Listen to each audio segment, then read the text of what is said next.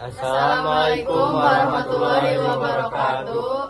Kami dari kelompok 8 ingin mempresentasikan tentang mengelola sumber daya manusia dan hubungan kerja. Perkenalkan, nama saya Eriawan dari kelas 22 AP2. Saya Digita Iprindo dari kelas 22 MA2. Saya Putri Melinda dari 22 MA2. Saya Anggifah dari kelas 22 MA2. Saya Elza Nur Zakwa dari kelas 22 AP2. Saya Siti Lulu Manila dari kelas 22 MA2.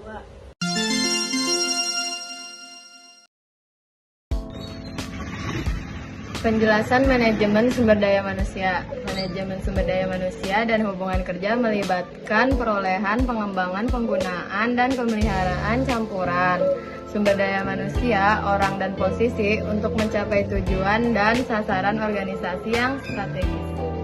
Di sini pun ada tantangan untuk mengelola karyawan secara efektif.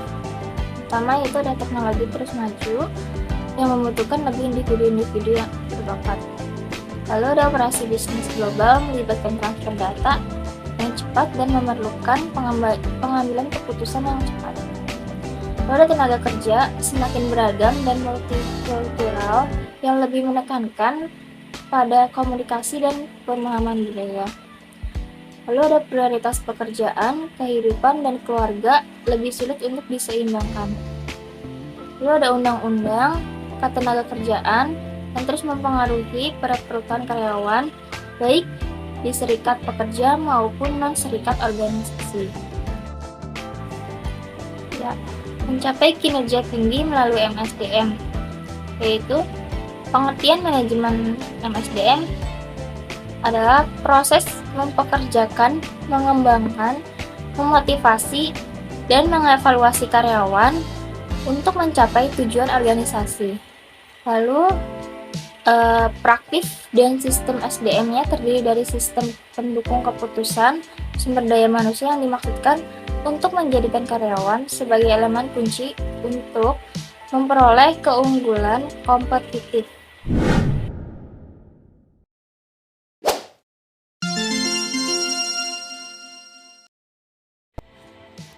Di sini, adapun proses MSDM terdiri dari 7 kegiatan.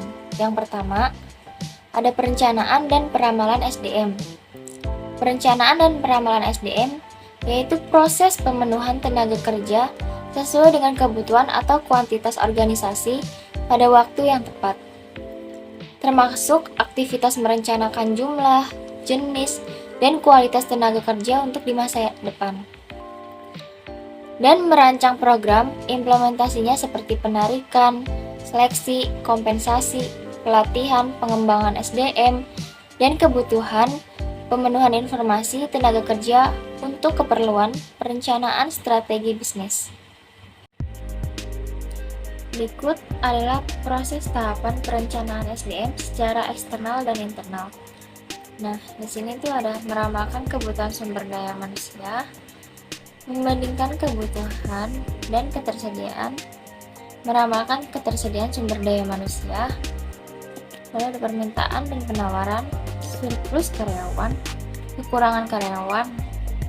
Meskipun tidak ada tindakan, penarikan karyawan terbatas, pengurangan jam kerja, pensiun dini, pemberhentian perampingan.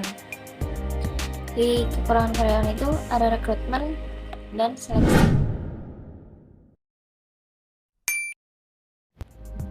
Analisis pekerjaan yaitu suatu proses yang digunakan untuk mengidentifikasi, menetapkan, dan melaporkan informasi-informasi yang berkaitan dengan kebutuhan dari suatu pekerjaan antara lain tugas-tugas, keterampilan, pengetahuan, kemampuan, dan tanggung jawab. Analisis pekerjaan berperan penting dalam pengelolaan SDM organisasi, yaitu langkah awal atau dasar dari fungsi MSDM selanjutnya. Sebab, data hasil job analisis ini akan menentukan berbagai aktivitas atau kegiatan SDM. Job design. Job design adalah fungsi penetapan kegiatan kerja dari seorang individu atau kelompok karyawan secara organisasional. Tujuannya untuk mengatur penugasan kerja yang memenuhi kebutuhan organisasi, teknologi, dan perilaku atau kepuasan individu. Unsur-unsur desain kerja. 1. Organisasional, yaitu agar mampu dan termotivasi untuk mencapai hasil maksimal, meliputi identifikasi, pengelompokan tugas, praktek, dan aliran kerja. Yang kedua, yaitu unsur lingkungan. Unsur lingkungan itu apa? Rancangan pekerjaan yang dibuat tidak mengabaikan pengaruh lingkungan, meliputi kemampuan dan tuntutan sosial masyarakat. Yang ketiga, perilaku meliputi otonomi pekerjaan, identitas tugas, dan variasi pekerjaan. Fungsi dari pelatihan dan pengembangan karyawan untuk memastikan bahwa karyawan baru dan berpengalaman memiliki pengetahuan dan keterampilan untuk melakukan pekerjaan mereka. Organisasi berinvestasi dalam kegiatan pelatihan dan pengembangan. Pelatihan dan pengembangan melibatkan situasi belajar di mana karyawan memperoleh pengetahuan atau keterampilan tambahan untuk meningkatkan prestasi kerja. Tujuan adanya pelatihan menentukan peningkatan kerja, pengurangan kesalahan, pengetahuan pekerjaan yang akan diperoleh, dan atau hasil organisasi positif lain. Di sini saya akan menjelaskan tentang materi rekrutmen karyawan. Jadi, menurut beberapa ahli yang rekrutmen karyawan, salah satunya menurut Henry Simamora 1997. Rekrutmen karyawan adalah serangkaian mencari dan menikmati pelamar kerja dengan motivasi, kemampuan, keahlian, dan pengetahuan yang diberlakukan guna menutup kekurangan dan yang diidentifikasi dalam perencanaan kepegawaian. Jadi untuk pengertian sebagai berikut. Selanjutnya tentu tujuan perekrutan karyawan. Perekrutan karyawan dalam sebuah perusahaan bertujuan untuk menyediakan calon tenaga kerja atau karyawan yang memiliki spesifikasi dan nilai perusahaan untuk yang dibutuhkan perusahaan tersebut yang bagaimana. Selanjutnya metode perekrutenan. Ada metode tertutup dan metode terbuka. Untuk metode tertutup sendiri secara umum terdapat dua metode, rekrutmen tertutup atau disebut juga sebagai metode rekrutmen internal. Jadi metode internal adalah dilakukan dengan mencari kandidat dari internal perusahaan yang dilepin sistem karir yang baru. Metode ini dapat dilakukan dengan cara vertikal atau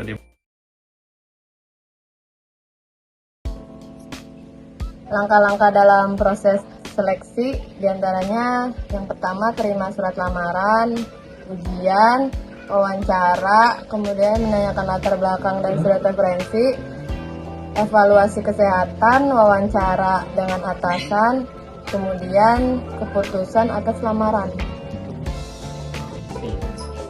Kualifikasi dalam seleksi karyawan ada diantaranya umur, keahlian, kesehatan fisik, pendidikan, jenis kelamin, dan pengalaman kerja.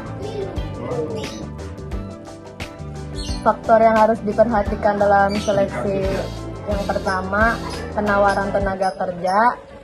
Yang kedua, semakin banyak yang mengikuti seleksi, maka semakin baik pula organisasi tersebut. Yang ketiga, etika. Yang keempat, perekrut peneguh norma, disiplin pribadi yang tinggi, jujur, integritas karakter, serta objektivitas berdasarkan kriteria yang rasional. 5. Internal organisasi. 6. Minoritas dengan keterbatasan. 7. Bekerja keras bertujuan untuk mencapai sebuah pekerjaan yang efektif dan efisien. Perencanaan dan evaluasi kerja. Pengertian perencanaan dalam berbisnis. Perencanaan bisnis adalah proses menyiapkan hal-hal penting sebelum mendirikan sebuah perusahaan yang dituangkan secara terperinci mengenai konsep usaha, pemasaran, keuangan, dan hal lainnya. Perencanaan bisnis mempunyai tujuan: 1. Memastikan bisnis berjalan sesuai visi dan misi. 2. Menghitung sumber daya yang diperlukan untuk operasional. 3. Membuat estimasi kapan bisnis akan profit. 4. Melakukan evaluasi untuk rencana bisnis selanjutnya. Sedangkan evaluasi kerja yaitu bentuk penilaian dan peninjauan yang dilakukan secara berkala oleh pimpinan perusahaan kerja terhadap karyawannya.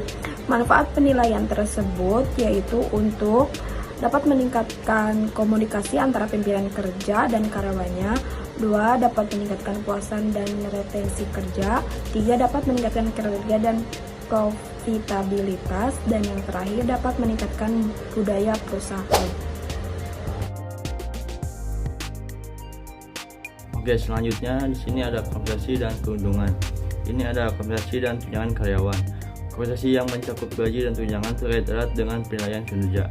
Karyawan yang bekerja lebih baik cenderung mendapatkan kenaikan gaji yang lebih besar.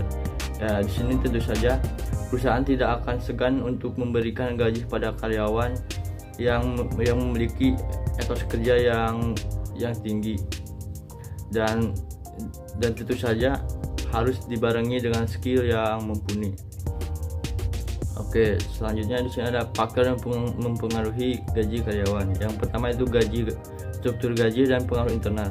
Upah, gaji, dan tunjangan didasarkan pada keterampilan, pengalaman, dan tingkat pekerjaan. Jadi semakin tinggi tingkat pekerjaan seseorang, pastilah gaji yang diberikan juga pasti lebih besar. Dan di sini juga dilihat dari keterampilan dan pengalaman si pekerja, seperti yang tadi setelah dijelaskan. Yang kedua itu tingkat gaji dan pengaruh eksternal. Dalam memutuskan berapa banyak untuk membayar pekerja, perusahaan juga harus memperhatikan dengan gaji yang dibayarkan oleh pesaing. Jika pesaing membayar upah yang lebih tinggi, perusahaan mungkin kehilangan karyawan yang terbaik.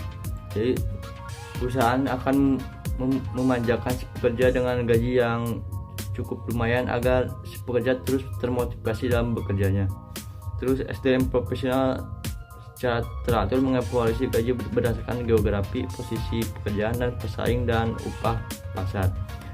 Seorang pekerja profesional pasti memberikan kontribusi yang cukup besar untuk kemajuan perusahaan. Di sini perusahaan juga haruslah memberikan apresiasi atas penghargaan dalam bentuk upah sejenis lainnya, karena apa yang diberikan haruslah sepadan dengan apa yang didapatkan. Selanjutnya di sini ada jenis kompensasi atau pembayaran. Yang pertama yaitu kompensasi langsung. Apa itu sih kompensasi langsung? Kompensasi langsung itu adalah kompensasi yang diberikan oleh perusahaan kepada karyawannya berupa uang secara langsung atau dalam periode tertentu. Ya contohnya seperti gaji atau upah, bonus atau insentif. Dan kedua adalah kompensasi tidak langsung. Kompensasi tidak langsung adalah kompensasi yang diberikan kepada karyawan yang diberikan oleh perusahaan kepada karyawan berupa uang, tetapi tidak langsung, seperti tunjangan hari raya, tunjangan kesehatan seperti asuransi dan lainnya. Sekian dari kami. Wassalamualaikum warahmatullahi wabarakatuh.